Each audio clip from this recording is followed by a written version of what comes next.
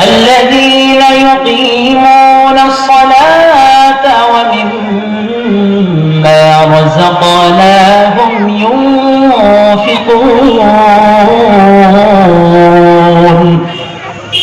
أولئك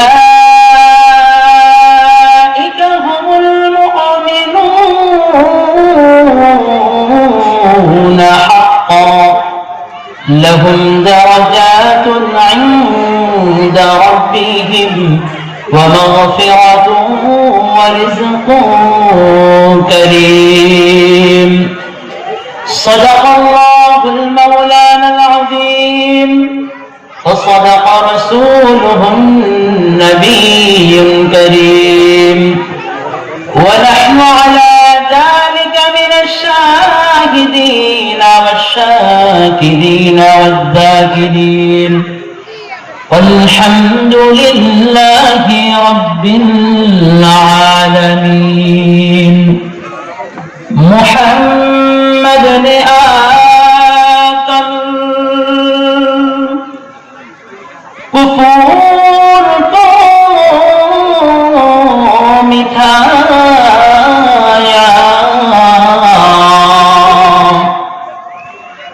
كفر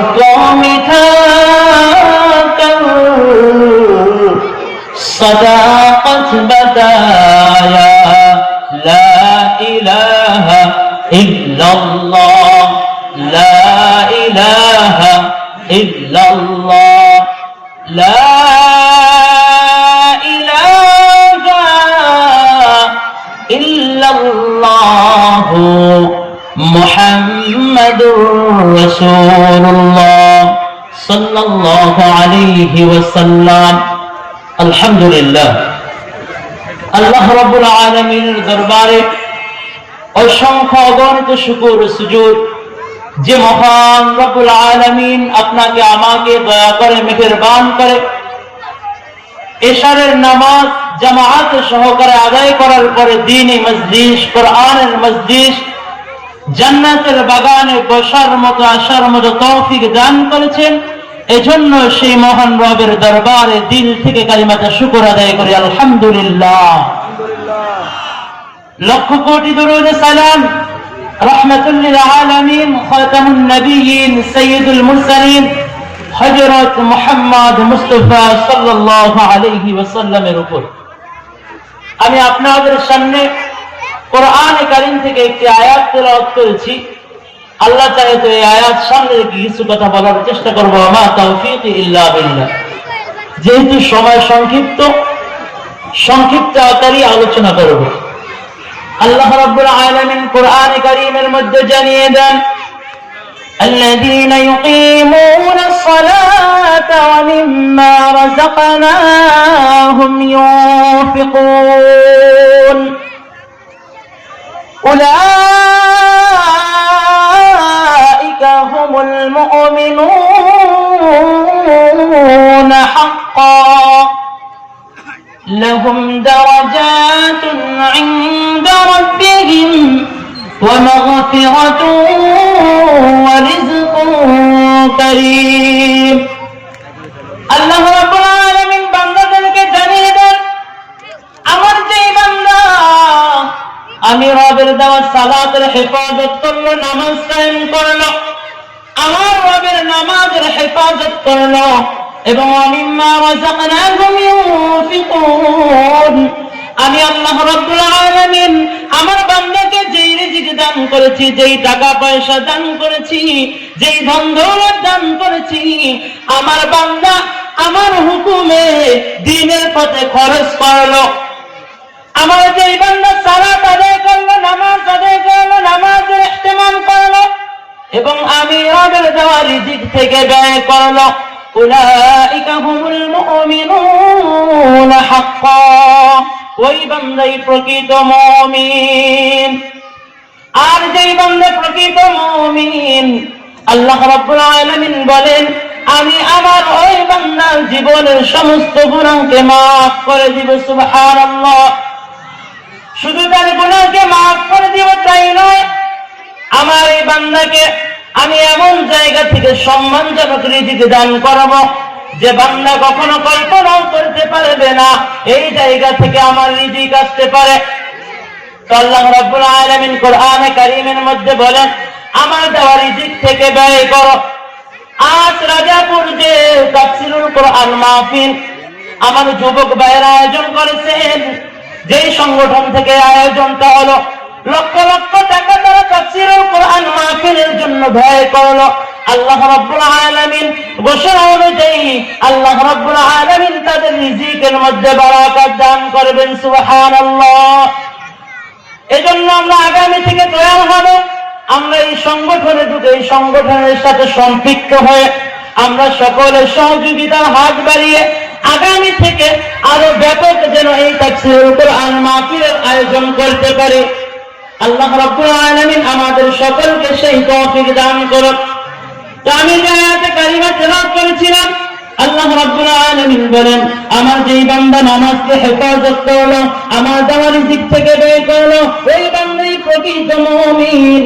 আর আমি রব আমার ওই বান্দাকে মাফ করে দিব, এবং আমি রব আমার ওই বান্দাকে সম্মানজনক রিজিক দান করব। সুবহানাল্লাহ।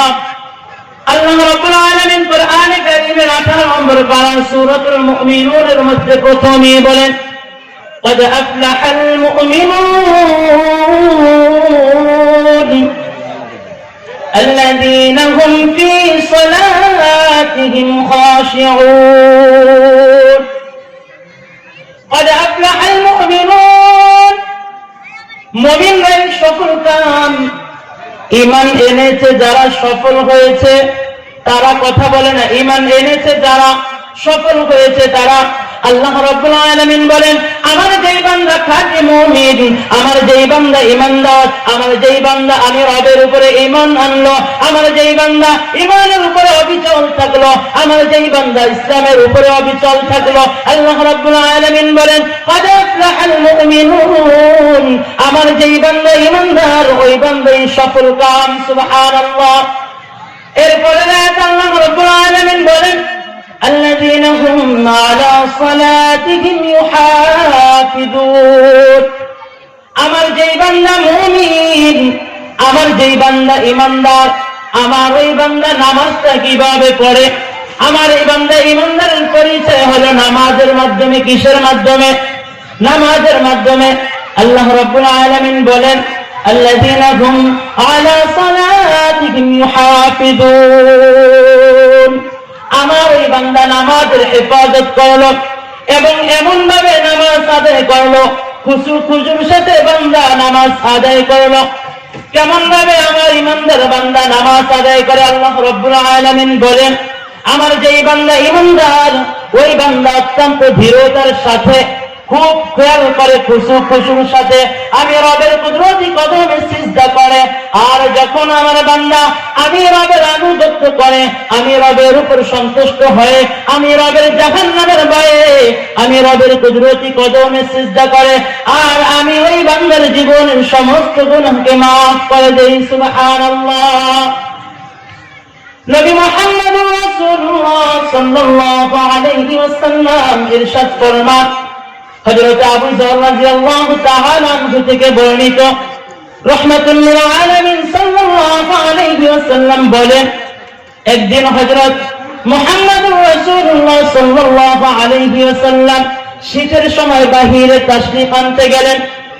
এরপর দেখতেছেন এমন একটা গাছ থেকে পাতা ঝরতেছে।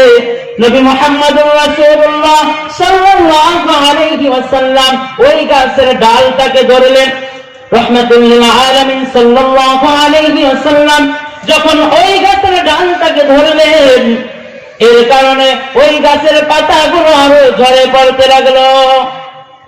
নবী মুহাম্মদুর রাসূলুল্লাহ সাল্লাল্লাহু আলাইহি ওয়াসাল্লাম হযরত আবু যর রাদিয়াল্লাহু তাআলা আনহুকে ডাক দিয়ে বলেন, হে আবু যর, মুসলমান বান্দা যখন আল্লাহ রাব্বুল আলামিনকে হাজির নাজির করে আল্লাহ রাব্বুল আলামিনের সন্তুষ্টির জন্য নামাজ আদায় করে, তখন এই বান্দার গুনাহগুলো এইভাবে ঝরে পড়ে যায় যেমনি ভাবে এই গাছের পাতাগুলো ঝরে পড়ে যায়। সুবহানাল্লাহ।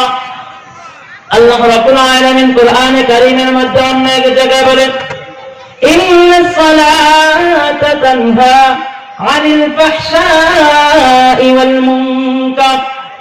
নিশ্চয়ই নামাজ তোমাকে সমস্ত খারাপ কাজ থেকে বিরত রাখবে। সুবহানাল্লাহ।